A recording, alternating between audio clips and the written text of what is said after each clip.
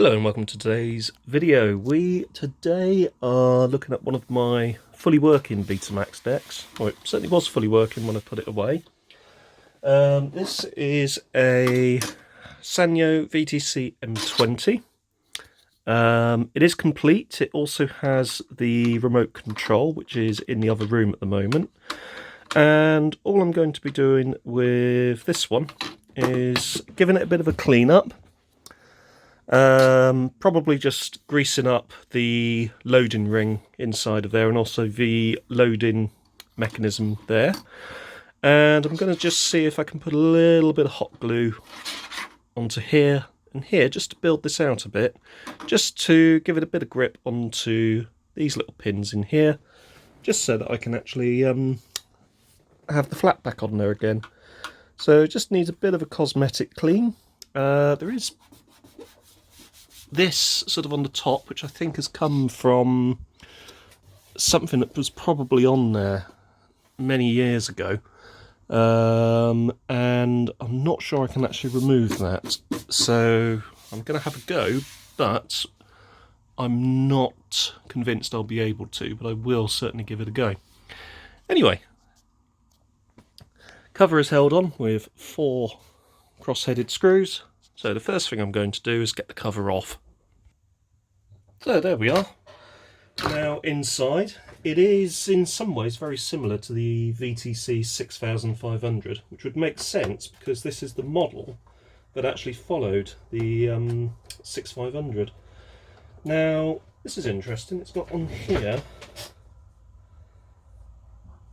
little date stamps. So this was serviced in 89 on the 7th of July, in 91 on the 12th of April, and also the 11th of July also in 1991. I'm not sure what these numbers represent though. That would be interesting to find out and decipher. I'm not sure if you can actually see those. Let's zoom in a little bit and come over. There you go, so that's the numbers I was on about. So layout wise, it is really similar to the 6500, which we've been looking at in another series of videos, and we are continuing to look at actually. So there's a couple of little additional bits I need to do with that. So this board lifts up and we have this cover here, which is in the way, or covers the head assembly. The head assembly looking at it just initially from there, it's probably going to be absolutely and completely identical to other Sanyo decks of this era. So it's 3 screws holding that one in. And if we remove the final screw, there it goes, and up. Yeah, identical pretty much, even down to this whole arrangement there. There is absolutely nothing in there that is unusual or unexpected. Yeah, that's identical as well, and looks fairly recent. The whole idler assembly in there looks sort of pretty in good shape as well, which is good. Anything else? Yes, that's one difference. There is a servo board on the 6500 down there. That's not present on this one. That seems to be here. So I'm not sure if you can see that. I'm going to see if I can pan down inside the machine, but the servo board appears to be here. So it's actually underneath the machine itself, but all of the major presets are within reach of someone working on the machine. However, this power supply is very close to a potential screwdriver going in there, so if you were going to be going in there, go in fully insulated. Because obviously you've got the I think probably you've got the hot side of the supply here. So yeah, primary windings behind this shield here, that'll be the hot side. This will be the reduced side, but you're still talking 100 volts on some parts of that supply, even when you're on the reduced side of the power supply itself. One particular problem this machine has, which I've not actually investigated, is it does not output on RF. It outputs on composite absolutely fine, no problems at all with composite, but nothing on RF. And if I am correct, this little board here is part of the RF assembly, and I reckon this little capacitor here, which is one of those typical light blue Sanyo ones, is probably the reason why I have no output on RF. So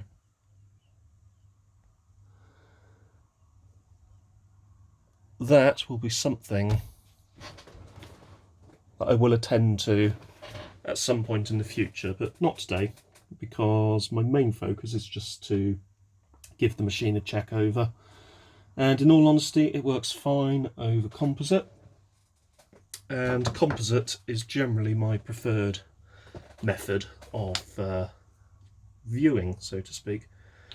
So let's focus on the loading ring itself. So if we come there, go to that mode there, that's better. There's our loading ring. Now you'll notice that there is a nice big cog here, which I'm just going to put some grease on.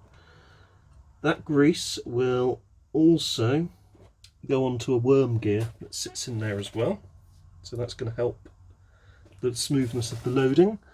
There is a couple of points down here where obviously the more you use it, the more it's going to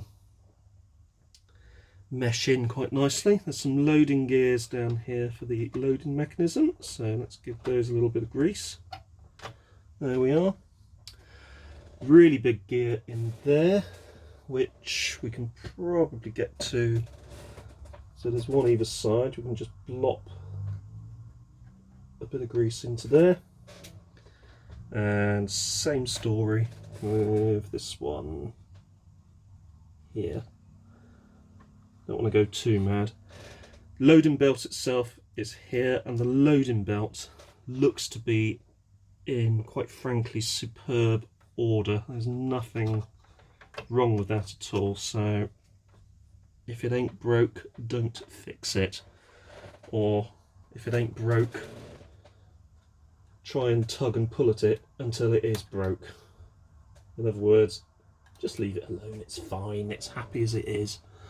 Heads themselves, there's a bit of contamination on the upper head drum, but to be honest with you,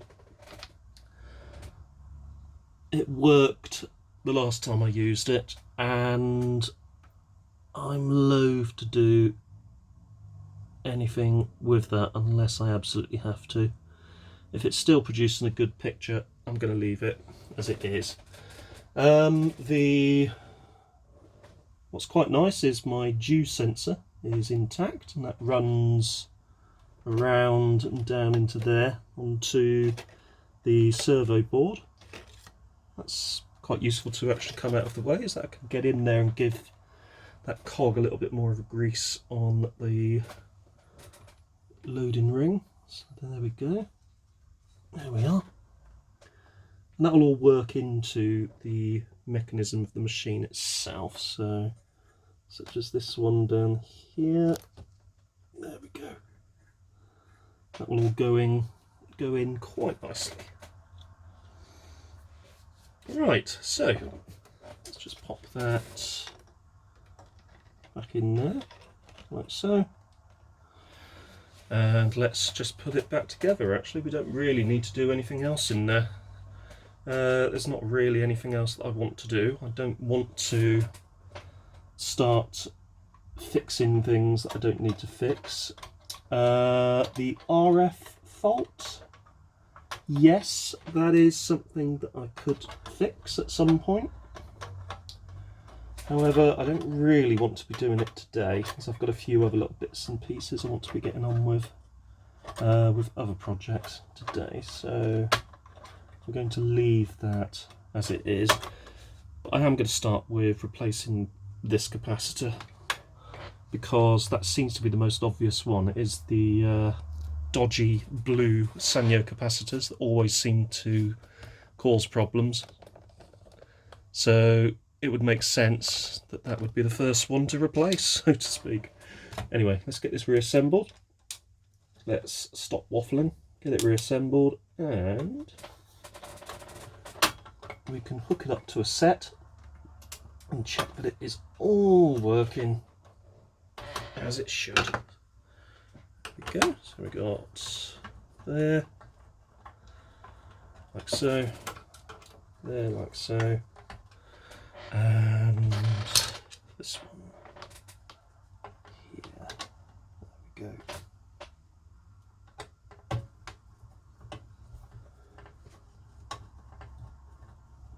There we go. Down with this board. That can be screwed in nicely as well. So that goes here.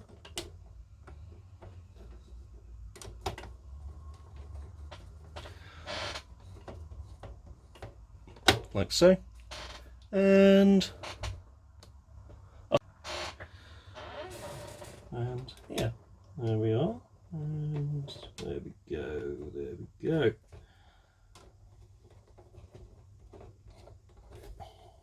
Right, now what we need to do is to just plug it in briefly. There we go, it's plugged in. Got the clock display, and we've just turned it on.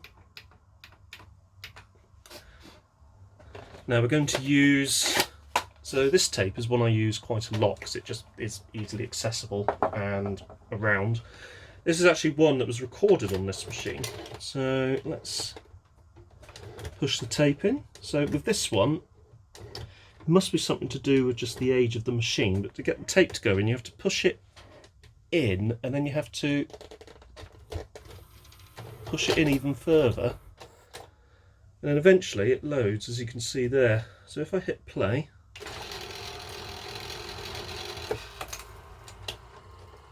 ooh. Yes, that has not played for a while.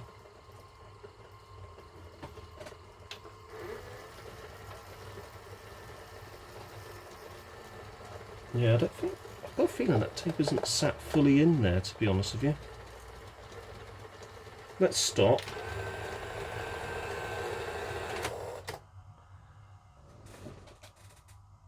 Let's hit rewind, or actually fast forward.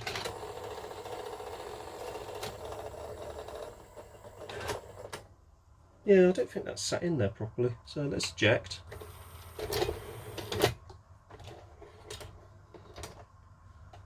Yeah, that's okay, it hasn't chewed the tape, so let's put it in again.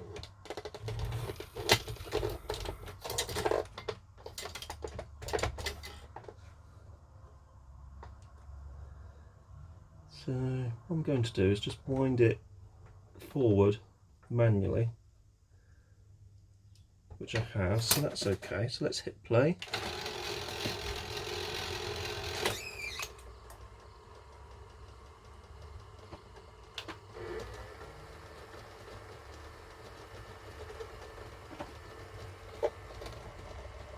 Doesn't sound perfect, but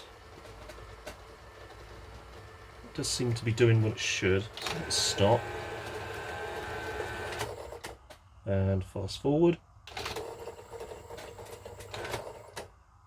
That's interesting.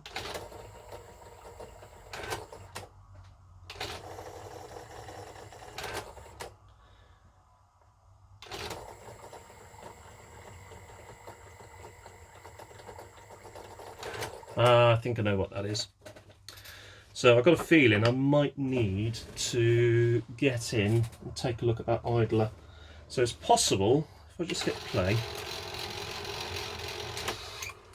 it works fine on play. But you can see, oh, I see what it's doing, it's crimpling the tape. Oh no, yeah, it's crimpling the tape as it goes into the machine. It's not too major though. And it is fast forwarding, so it might need a little bit of adjustment on these entry level posts just to sort of bring that up a little bit to stop it crimpling that tape, although it's not crunching it up too badly, so it's not actually doing too badly. I think that'll just be one to keep an eye on, if I'm going to be honest with you. However, I could adjust it, but I'll need to get it hooked up to a TV first just to make sure. It's also one of those issues that as you run the machine, so obviously it hasn't been used for a long time, as you run the machine it may actually go away of its own volition. It's not unheard of.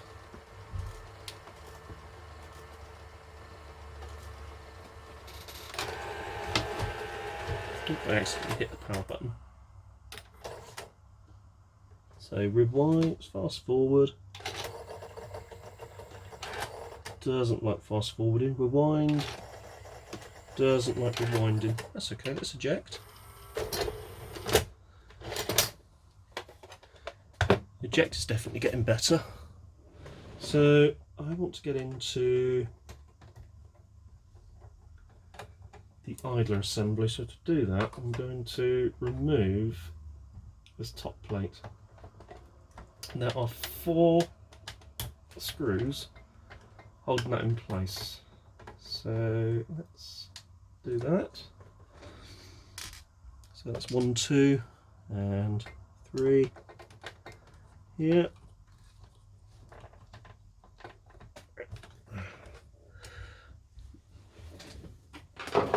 Before I do anything, let's unplug it. There we go. So here's one. There we go.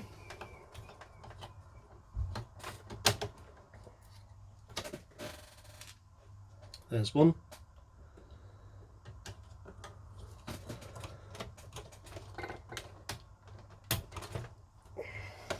They have not been removed for a long time, so they are quite stiff. And that should a little bit of gentle persuasion.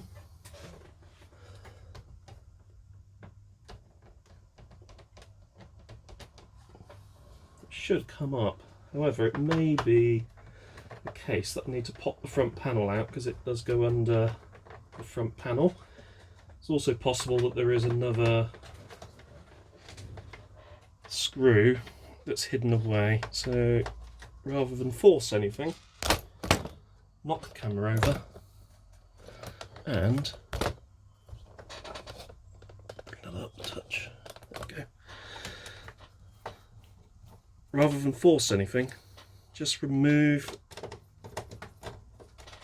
things that are obviously in the way. So the front cover is a clip and a clip and a clip, and if you move the machine back a touch, that will gently come away like so. So that leaves the whole front of the machine exposed, which is quite cool. So I'll give you a look at that. So that's what it looks like.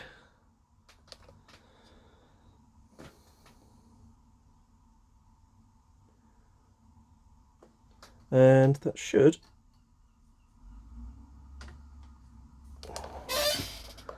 unless it's held in some, oh I know, yes. So even though that's free to come out, there are a couple of little mouldings or indents here which will actually indent into that to hold it into place as well. So what I will need to do is putting the front panel out of the way a sec, go into toolbox and find a smallish flat blade. That should do the job. Go into the gap there and gently tease it out like so. There we go.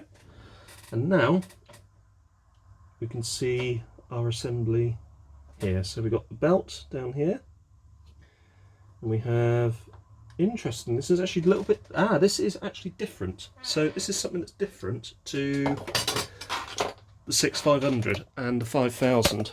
So on older beta models, Sanyo beta models, you had this top piece which was a cog, and it would go onto these also as a cog assembly, and the lower one was a standard idler.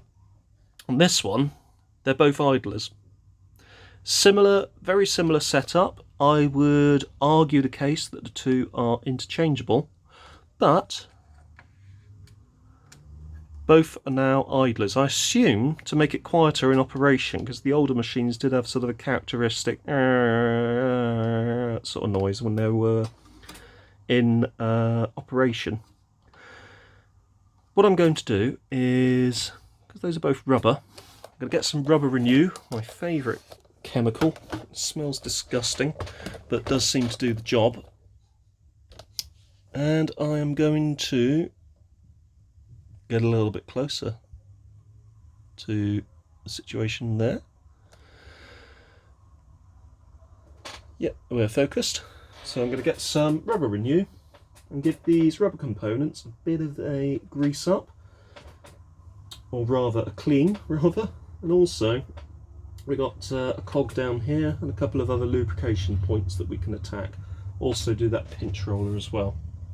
Right, let's get cracking. So, because I'm inside of the machine anyway, I couldn't, in a clear conscience, or with a clear conscience, leave the head, upper head assembly as it is. You can see there is bits of oxide residue on the side there, which has probably been shedded by various dodgy tapes from the past. Not dodgy as in the material that's on them, but dodgy as in the tape itself is a little bit dodgy.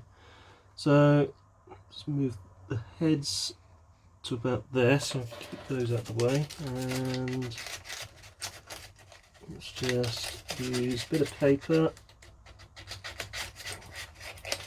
just to rub that away. Yeah, you can actually see it is doing quite a good job. Just that on there will certainly help with future tapes that go into this deck. So let's move that out of the way. So I just suddenly thought, no, that isn't my actual attitude to these things. If you notice that there is a situation where you could actually improve performance by cleaning something, just do it. Don't say, ooh, I'll leave it for another day. Just go ahead and get it done. To gain a bit of access to this part of the head, you can remove the dew sensor. Now, be careful not to damage it at all. There we go.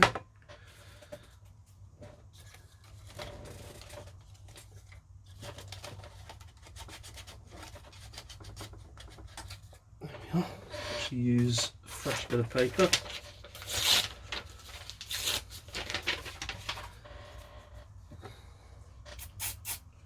There we go. Fresh bit of paper into there. There we are. There we go. And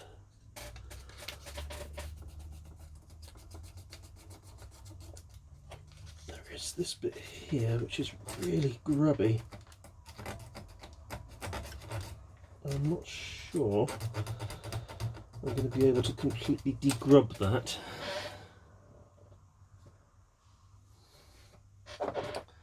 What I will do is just put this back in its place, like so. Gently does it. There we go. I'm going to see if I can carefully remove this, which obviously helps guide the tape. Oh no, I really don't want to move that at all. It's all really spring loaded. Actually, can I, without losing those little bits on the side, those little plastic guides?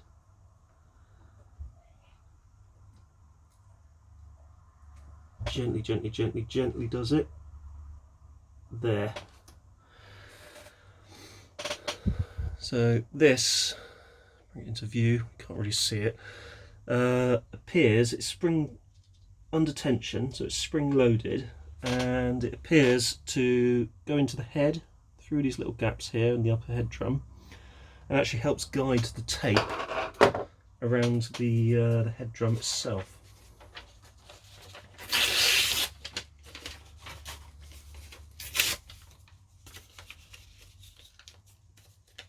So we have moved them out of the way, and that should give us a nice bit of access. There we go. Nice bit of access into there to really clean that off. Gently round this side. There is a bit of oxide there and there, so that's cleaned that off. You can really see that's coming up quite well actually. So a bit gentler around here because I have got the heads in position around there, so I don't want to damage those.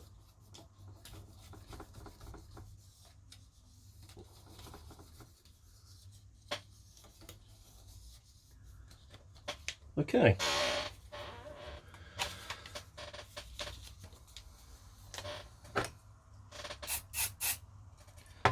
So let's check where I've put the heads. So I'm going to put the heads about there now. So they're facing that sort of direction. And come around here.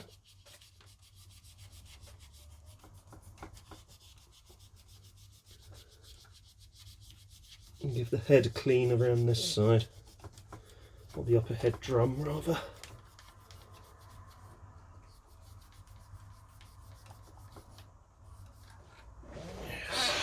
Yeah, you can really see that that was absolutely filthy, really dirty.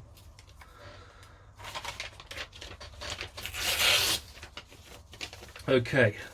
Next bit I'm going to do is to actually give the heads themselves a clean. So I'm going to place this here, put a bit of pressure on,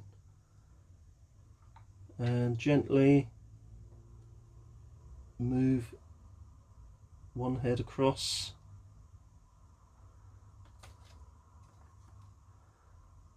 Bring round other head.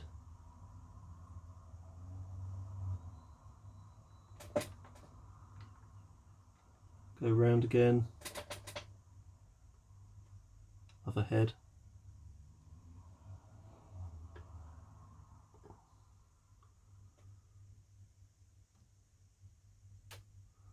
And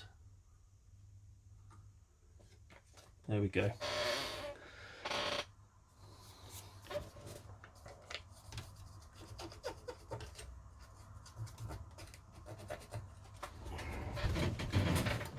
Do a visual check around there.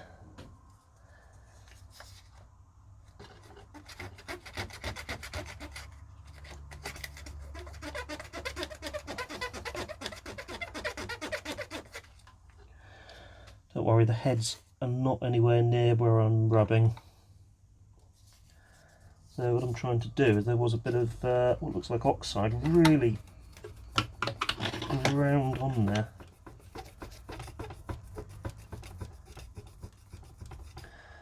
And that's not going to help the overall performance of the deck if that is on there. And the final one is audio control heads. Audio control heads are around the back here. And that's the audio control and also the audio erase head as well. And just gently coat those.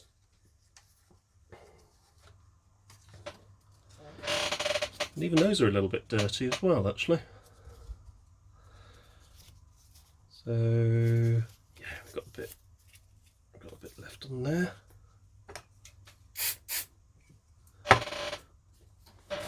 And come into there as well. There we go. Okay. That can be left to dry off now. Bring this back. That comes on like so. Now that goes through these little gaps there. There is going to be a little screw hole about there, and that will screw down into there, like so.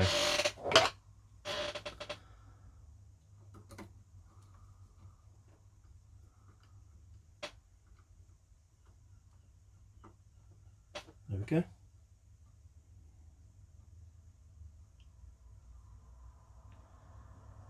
Perfect. Yep, they are in position. They still have the little spring across. Looking good. I've just noticed that erase head there has got a bit of residue on it, so let's give that a quick clean up. Can you see it in a shot? I'm not sure if you can actually. If I move about there and if I zoom out slightly, it's around here, so if you can't see it, you can see it from the front of the machine quite easily, and it is just a case of just rubbing like that with the paper. And once I've rubbed with the paper, you can see quite a bit of oxide build up on that as well. I'm really glad I actually decided to go in and clean this because it is filthy, really dirty. And this can only help performance. So, whoops, like so, done. Oh, other thing, pinch roller. I'm going to do two things with this. I'm going to clean it with head cleaner, like so. And I may put a bit of rubber renew on it as well, although it was pinching fine. It was doing what it should. I may just settle for giving it a clean, like so.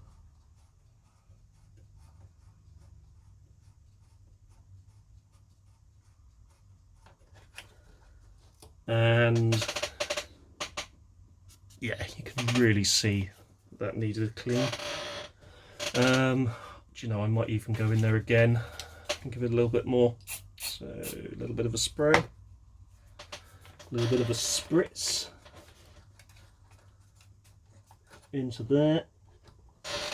Put the finger round, spin it at the top, try not to get finger grease on the actual roller itself.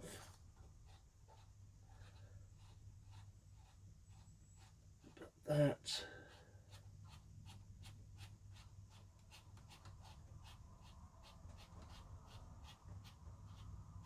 should do the job for that. And that's going to be another one left to dry. So now we've got these, which the tape also goes over, so this goes up into there, and that brings the tape across the erase head. So this here brings the tape over the erase head and also over these posts here, which are your first initial point of tape path adjustment before it goes on to the video heads themselves and the upper head drum. And I've just noticed that those are dirty. There is always the possibility that this dirt is upsetting the path that the tape is taking. It's always a possibility. So give those a clean. So they're not rollers. That one's a roller there. So that does spin. So that's not a roller, that's static. That will give it clean. This one we can spin around like so. Let's make sure we get it nice and clean.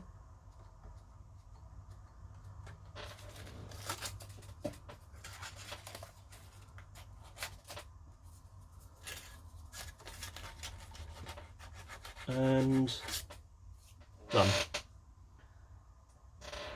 So that should be, I'll actually tack that one like so, and go in there again to there.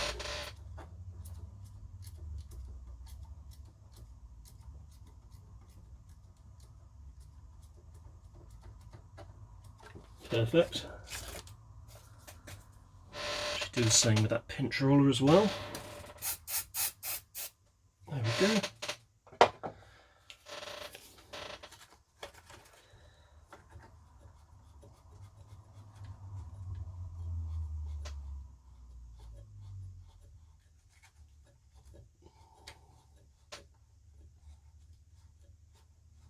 There we go. That is a really good clean on that.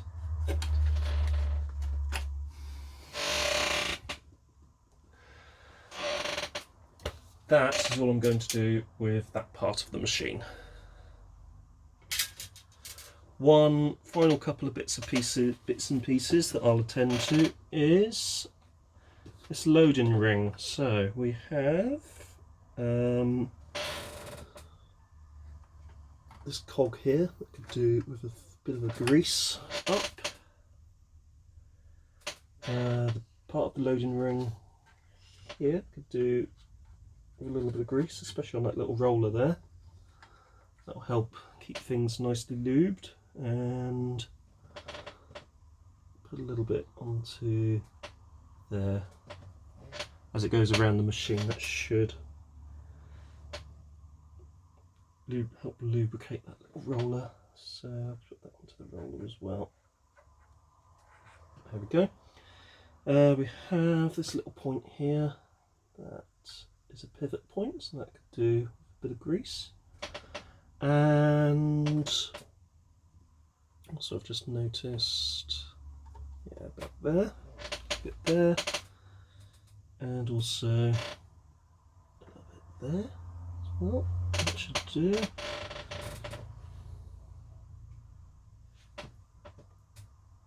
There.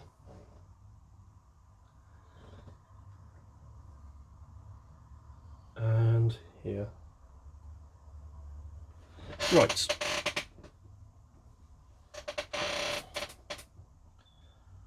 I'm happy with that. So I don't really want to, if I can, dismantle the idler. What I will do though is first off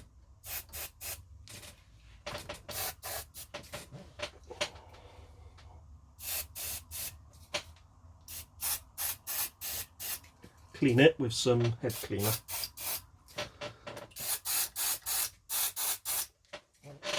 For the simple reason that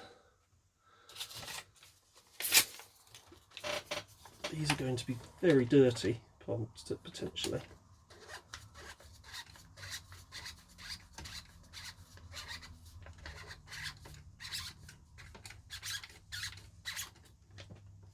And yes, I was right. They're quite grubby.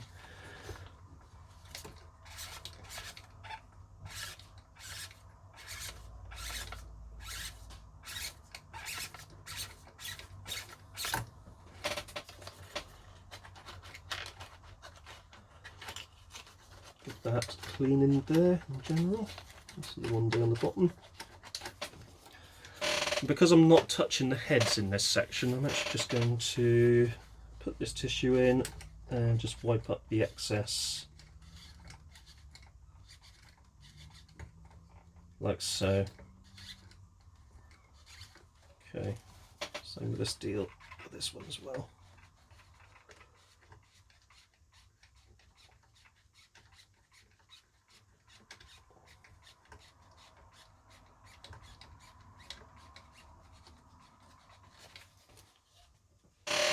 Yeah, there's an awful lot of muck on that one.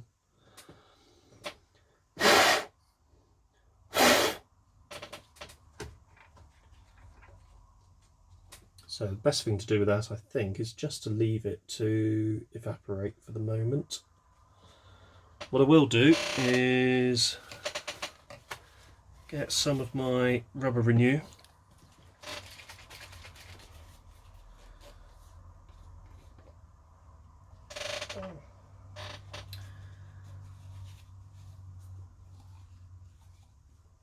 Okay, there we go.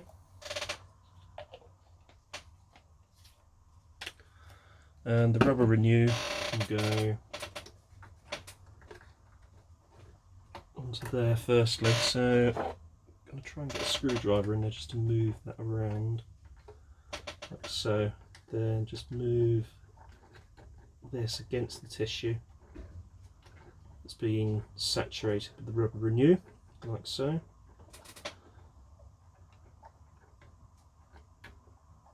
Just make sure it gets really covered.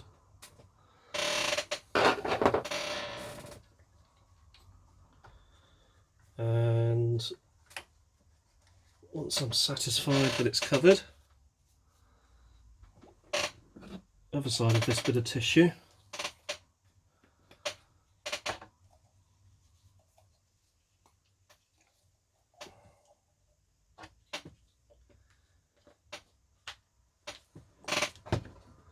we're going to go down to this bottom one down here if we can. Should be a little bit more difficult to get into, but I can wedge that in there using that little flat blade that I had earlier, which is somewhere within my vicinity.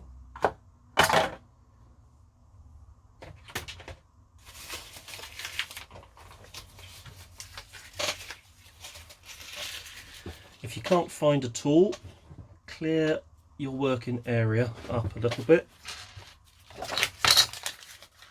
Move things out of the way, and you will find that when you move things out of the way, you find the tool in question.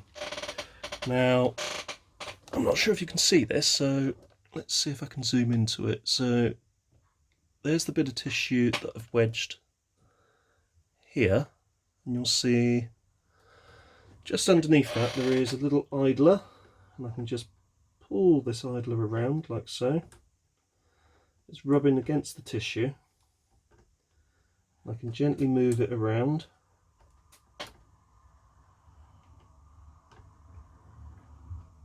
And the action of gently moving it around is enough, hopefully, to ensure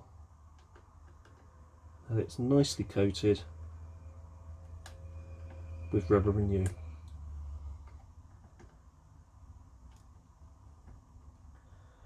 Once that's done, gently remove the rubber renew soaked tissue, like I'm doing here, like so. Making sure you leave no residue of tissue behind, and if I just move that there, yeah, you can see that's really got in there quite nicely.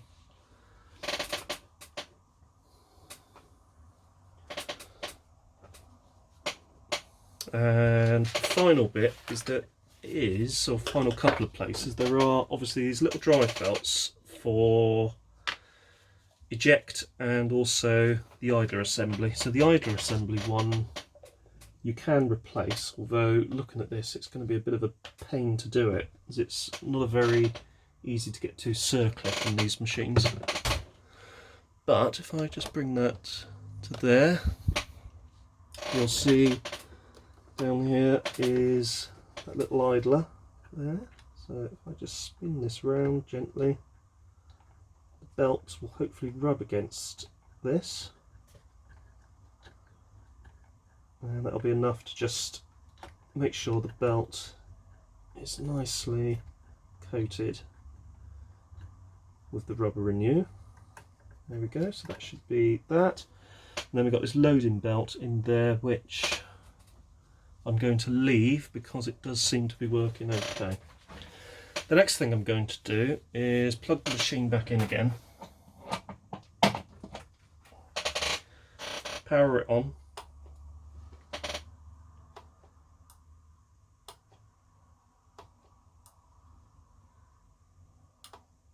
there we go, so that's powered on. I'm not going to play, but I am going to put the tape in, and I'm going to try the fast forward function. A bit screechy, but it's a lot better, so that may actually go a little bit quieter as the machine operates. So I'm going to do a full fast forward and a full rewind, and I should grease that up as well on there. Just notice those loading gears, I can probably put a bit onto those as well, so that should mesh in nicely. So that's the loading gears for the eject and load assembly mechanism.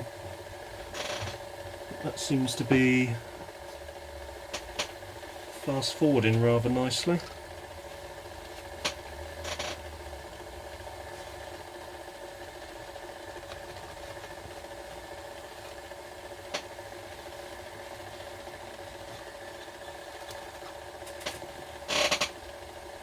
So, rather than you guys have to watch this, let's not zoom in, or I don't want to do that. Thank you very much, Mr. Tape. There we go. Right, so let's just pause this and we'll be back shortly when I attempt the rewind. So that's just done a successful complete fast forward. So now let's do the rewind.